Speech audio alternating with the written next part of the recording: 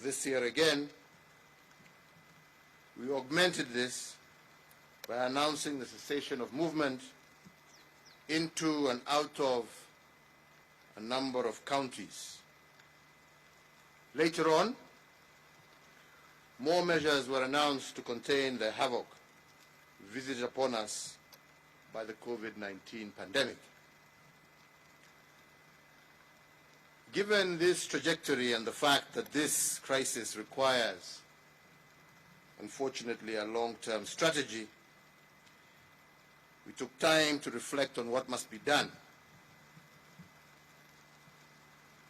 If we lift the cessation of movement ban, how will this help each and every one of us fight the pandemic? And indeed, if we do not,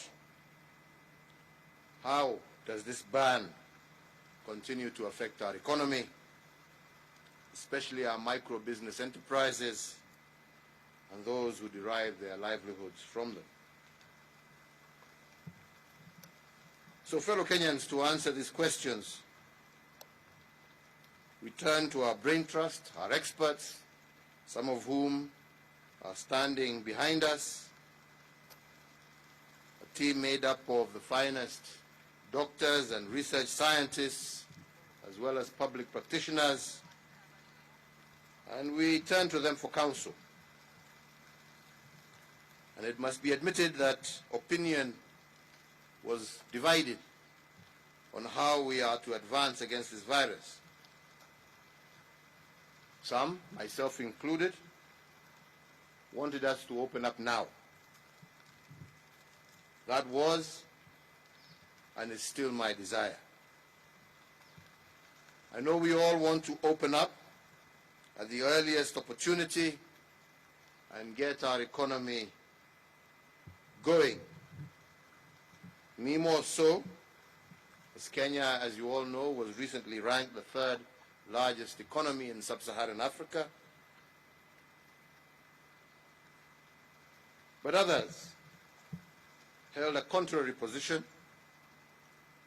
and they were borrowing from history, scientific modeling, and also current experiences the world over to argue against mass reopening at this stage. Therefore, with these two viewpoints on the table, we must accept that we're not dealing with a right and a wrong opinion. We are caught in between two rights. Those who want to open are right, and those opposed to opening are also right. And this clash of two rights placed us on the horns of dilemma. In the absence of scientific consensus amongst experts in the medical, research, and public sectors, I asked for some scenarios. I wanted to know the worst-case scenario and the best options that are available to us in order to contain the disease without affecting the economy irreversibly. I wanted these scenarios built around raw facts, because we have decided as a country to combat this pandemic in an open and transparent manner. Fellow Kenyans, we must speak truth to each other. Had we not taken the stringent measures that we did in March of 2020, the rate of infections in Kenya would have peaked to 800,000 people by July 30th of this year. And if, as we have seen is the case, that one infected person has the potential to infect two people, this number would have hit 2.4 million people in 21 days. By the end of August this year, had we not taken the actions that we have taken, approximately 75,000 Kenyans would have lost their lives from this virus. But because we took interventions early, we have recorded only 2,600 infections with 83 deaths. So therefore, fellow Kenyans, if this is the worst case scenario, we wanted to know what the other scenarios look like. So if today we put in place all the necessary interventions and relax these by only 20%, what would this look like? According to the experts behind me here, relaxing interventions by 20% would lead to 200,000 infections and 30,000 deaths by December of 2020. Further, if we relax the interventions by 40%, the infections will peak in November with 300,000 infections and 40,000 deaths. If we were to go even further and relax them by 60%, the pandemic will peak in October with 450,000 infections and 45,000 deaths. Although these projections are generated by a model, our experts have shown us hard evidence suggesting that countries which opened up without proper protocols also experienced serious waves or secondary waves of infections. Spike of infections were, for instance, experienced when religious gatherings were allowed in South Korea, Pakistan, and Malaysia. So if this is our new reality, and we face the dilemma of easing restrictions or continuing with them, the question then is, what must we do as a country? What is our irreducible minimum for reopening the country? What is the threshold below which we cannot go? Once again, according to the professionals with us here, the irreducible minimum for lifting restrictions has three thresholds. One, to open up, the infections must be contained and the number of infections and deaths must be headed downwards. This is currently not the case in our country. Two, our healthcare system must be prepared sufficiently to take on a surge in infections. It must not be overwhelmed at any one point during this pandemic. Access to testing, isolation, and quarantine must be a bare minimum in our health facilities. This is not currently the case. Three, the capacity for surveillance and contact tracing must also be fully in place across the country. So the question then we must all ponder together, fellow Kenyans, is whether we have met this threshold or these three thresholds in order to lift the restrictions. Have the cases, as I have said, of infections taken a downward turn, for instance? The answer is definitely no. We are seeing an increase Have we met the second minimum of prepared health systems with isolation? Again, as I said, the answer is no. And I just give two examples.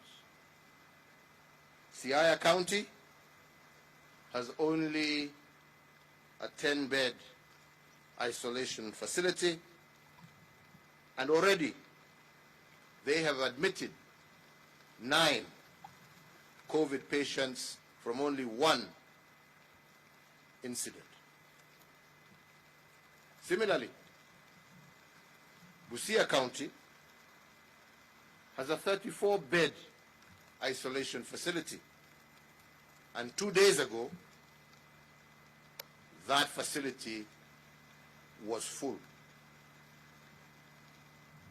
So fellow Kenyans, if there is a surge in infections in just these 2 counties, the healthcare system will most definitely be overwhelmed. So the hard question to pose here is whether Kenyans are prepared to nurse COVID-19 patients in their homes if our healthcare system cannot handle the numbers. Are they prepared to expose their children, to expose the elderly to COVID-19 patients in the close proximity of home? And yes, we have dispersed Kenya shillings 5 billion to the counties in order to assist them increase their healthcare capacity in view of this pandemic. But to build the necessary health infrastructure for such an undertaking requires time. We must get ahead of this pandemic by creating lead time. So therefore, fellow Kenyans who are considering the possibility of de-escalating the containment measures in place and conscious that health is a shared function between the national and county governments, I have convened today an extraordinary session of the National and County Government Coordinating Summit on Wednesday, the 10th day of June, to consider the following salient matters. First, to review the effectiveness of the containment measures we have taken so far, those that have been rolled out to break the chain of transmission of the coronavirus disease. The second, to secure the undertaking of every county government to deliver isolation facilities with at least a minimum of 300 beds. And thirdly, within 14 days, to develop time-bound protocols for progressive reopening of the economy. Fellow Kenyans, with my colleagues and having applied our minds to the different scenarios presented by our experts, I have reconciled myself to the fact that to open or not to open is not a dilemma between a right and a wrong. It is a dilemma between 2 rights. And because of this, and fully cognizant of the irreducible minimum given by our experts, and in keeping with the advice of the National Security Council, I today hereby direct an order as follows. That the cessation of movement into and out of Eastleigh area of Nairobi and the specific limitations in force with respect to the Old Town area of Mombasa that is currently in force shall lapse at 4 a.m. on the 7th of June 2020.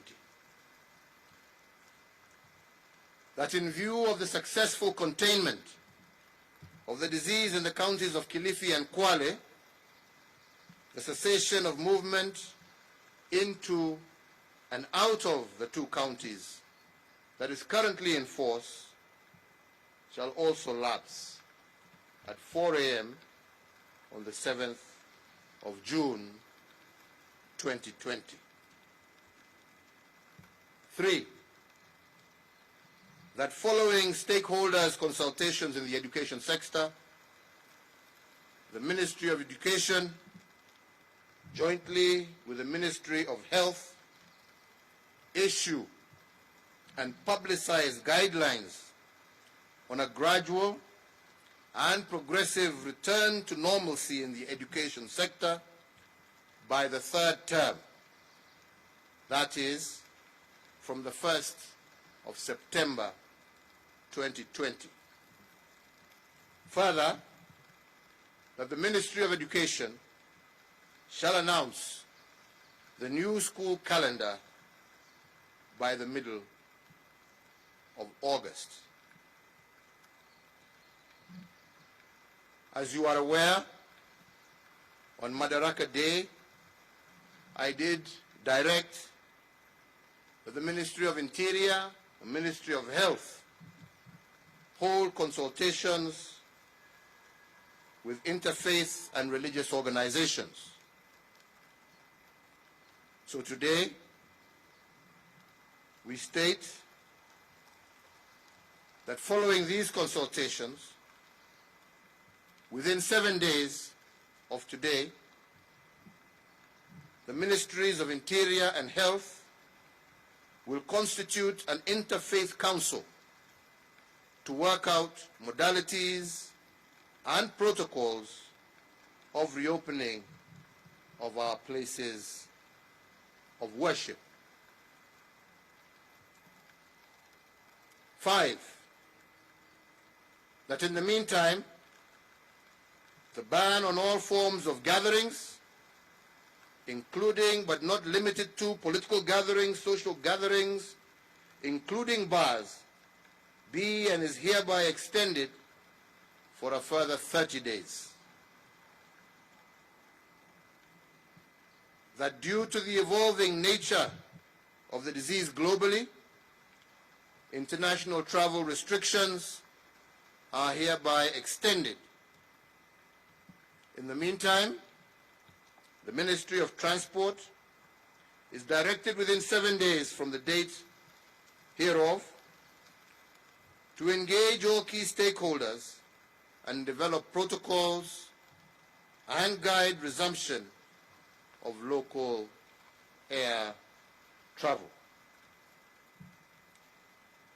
That due to the increase in patterns of infections, the cessation of movement into and out of the Nairobi metropolitan area, Mombasa, and Mandera be further extended by 30 days. That the nationwide dusk to dawn curfew, currently in force until today, the 6th of June 2020, is extended for a further 30 days. However, the commencement time for the same shall be varied from 7 p.m. to 9 p.m., with the end time for the same being varied from 5 a.m. to 4 a.m. Therefore, effective 7th June 2020, the nationwide dusk to dawn curfew will run from 9 p.m. in the evening to 4 o'clock or 4 a.m. in the morning. This variation should enable Kenyans to have a full workday schedule. Fellow Kenyans, recognizing the negative impact of the COVID-19 is not limited to healthcare. As I have said before, my administration has made targeted interventions to protect our economy. At the onset of the pandemic, my administration injected 216 billion back into the economy through tax refunds, rebates and waivers. In our second phase, we have further rolled out 53.7 billion under an 8-point stimulus package to reinvigorate our economy. Each week, the government is distributing approximately 300 million shillings a week to the most vulnerable members of our society, on top of Kazi Mitaani, which is also being extended to cover more counties. Also on Madaraka Day, I did announce that a further Kenya shillings 2 billion would be injected into the hospitality industry to cushion those in that industry from the effects of this pandemic, and modalities of how these resources will be shared are to be released next week, with priority given to ensuring that our workers in this sector are assisted to retain their jobs. Finally, I wish to assure each and every Kenyan that I shall do all that is necessary to limit the negative effects of COVID-19 on our people, our economy, and our way of life. Rest assured that my administration will continue to work to restore our lost livelihoods, our lost opportunities, and our lost wealth. As I have said before, I continue to call upon all Kenyans, particularly landlords and employers, to put people before profits during these testing times. Permit me to close by saying what I have always said, that this disease is beatable if we work together. Listen to and apply the regulations, the guidelines and protocols issued by the Ministry of Health, and let us all keep our eyes on slaying the enemy. Thank you. God bless you, and God bless Kenya. I'll take 2 questions, and then I will leave the experts who have been advising us to continue with the rest of the session. Good afternoon. Afternoon to my you. My name is Gashuri from Yes, Citizen Gashuri, TV. I know you. How are you, sir? I'm well, and you? Very well. Good. I'm sure you've seen the expectations, many of them from Kenyans who are hoping that you will do something to release them. But be it as it may, the main question is the question of sustenance, livelihoods. People are complaining, people are lamenting that they are no longer able to sustain themselves. Is there a possibility of expanding the list of beneficiaries from the money that is being given every week to cover even those who are not initially listed among the most vulnerable, because there seems to be an enlarging group of people in dire need to sustain their livelihoods? Thank you. Like I said, in full recognition of what you have said, Gashuri, this is why we have been releasing, like I'm saying, approximately 300 million shillings. And this is over and above the 10 billion that we release every year. No, the 30 billion, sorry, that we release every year to the most vulnerable in our society. And I do agree with you that there are some sectors, especially the hospitality sectors, the hotels, the small restaurants, the bars, and so on and so forth, that have been closed, and a number of people in those areas have also been affected. That is why on Madaraka Day, we said that we are expanding that program by a further 2 billion shillings in order to be able to capture those people in those sectors, and to also ensure that we are cushioning them during this difficult time as we work towards reopening. But ultimately, we have no choice. We will do what we can to continue to support livelihoods. We recognize that that's where the challenge is. And we will do what we can to support all our citizens, especially those most affected. And we will continue to do that. So I want to assure you that we have that in mind, and we are taking action on it. And as I've said, the Joint Ministerial Committee that was put together to make consultations with those in those most seriously affected industries will, within a week, come out with the guidelines of how those resources shall be released. And like I'm saying, this will go specifically towards ensuring that these establishments are able to keep their workers on payroll while we go through this difficult time. Secondly, as we have also said, the reason for expanding the curfew time is to ensure that we now have Kenyans who are able to go to work and have a full day's work and still have adequate time to go home.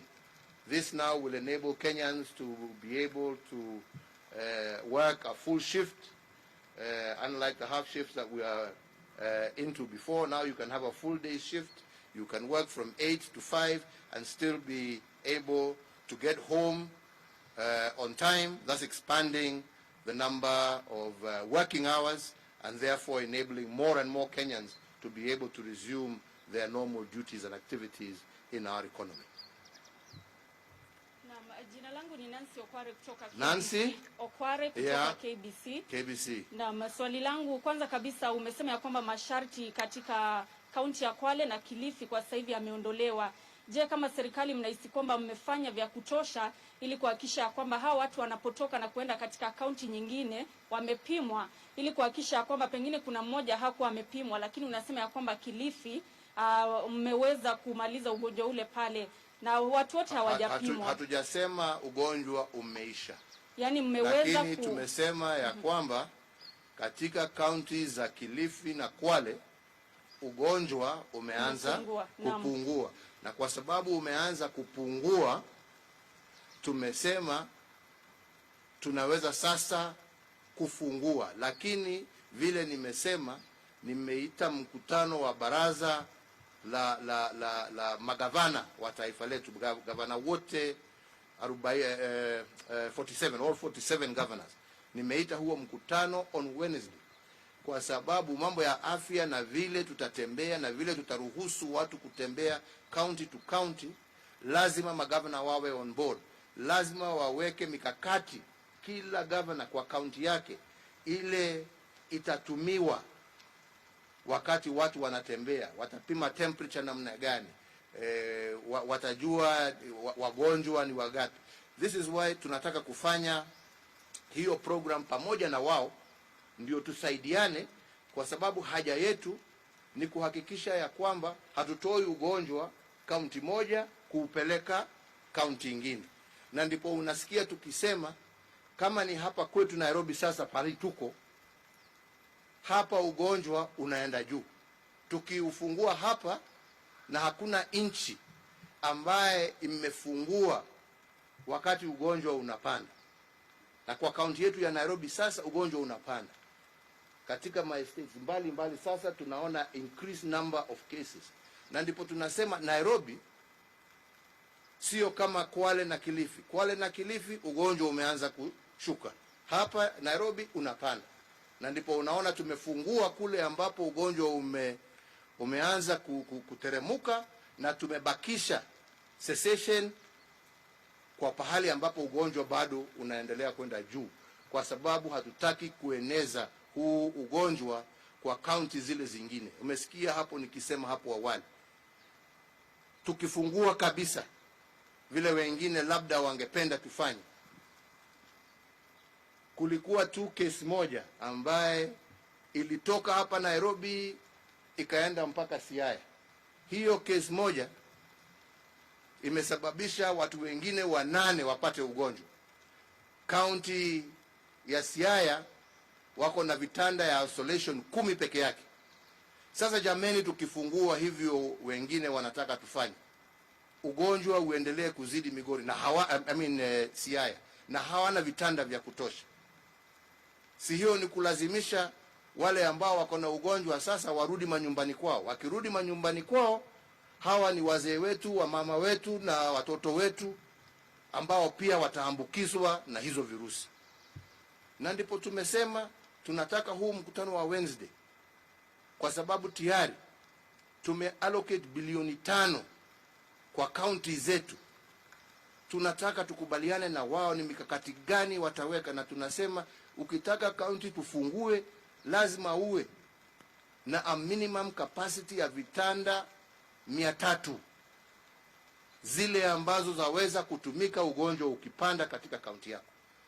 Kwa sababu tukikataa kuweka hiyo mikakati, umesikia yale nimesema hapo, idadi ya wananchi ambao twaweza kuhatarisha maisha yao tusipoweka hii mikakati ambapo tunasema. Nimesema sana, haja yetu sio kuumiza Wakenya. Mimi mwenyewe nilikuwa nadhania ya kwamba tutafungua hata zaidi ya yale ambaye tumefanya hapa leo, lakini ni mjinga ambaye hasikizi kutoka wataalamu wake. Wataalamu wetu wametuambia kufungua ni makosa. Wataalamu wetu wametuambia kufungua ni kuhatarisha maisha ya Wakenya. Wametuambia ya kwamba kufungua tukifikiria tuwasaidia uchumi, mwishowe ni uchumi tutakuwa tunaharibu.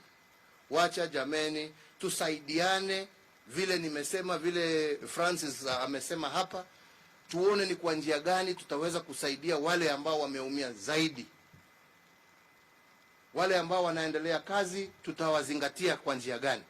Wale wameumia zaidi tutafute mbinu zote ambazo tuko nazo za kuhakikisha ya kwamba tumewasaidia pahali ambapo walipo, lakini sio kuwapeleka pahali ambapo maisha yao yatakuwa hatarini. Na ndipo unasikia tukisema tumeconsult hata na wazazi, tumeconsult na walimu, tumeconsult na religious groups juu ya mashule, na wote wamekubali ya kwamba haistahili tufungue mashule yetu sasa, kwa sababu tukiyafungua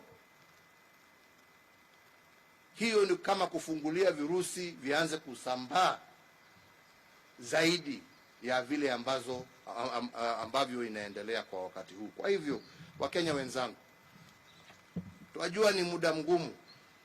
Nimeona meme mingi ambazo mmetumatuma huko, sijui ati Freedom Day, Independence Day. Hii sio mambo ya independence, hii ni mambo ya maisha jameni. Hatufanyi hii kuumiza mtu yeyote. Jamani, tunafanya hii kuhakikisha ya kwamba tumelinda maisha ya wananchi wetu. Jameni, afadhali uwe hai ndio uweze kukula hiyo happy ambayo unatafuta. Lakini ukiishia hiyo happy ulikula siku moja, iwe ndio itakupeleka kwa kaburi, sioni haja. Wenzangu, tutulie, nafasi bado itakuja. Mungu awabariki, Mungu awalinde. Nataka sasa niwaachie katibu wa Wizara ya Afya Susan Muchache aendelee pamoja na hawa wataalamu ambao wako hapa. Dr. Amoth yuko hapa na wenzake. Hawa ndio wako na ujuzi. Sisi tumeshinda siku mzima tukiwauliza maswali na tumechukua yule mwito ambao wako nao. Sasa sijui nyinyi wengine labda pia mko na maswali kama sisi tulikuwa na maswali. Wako hapa waweze wawajibu.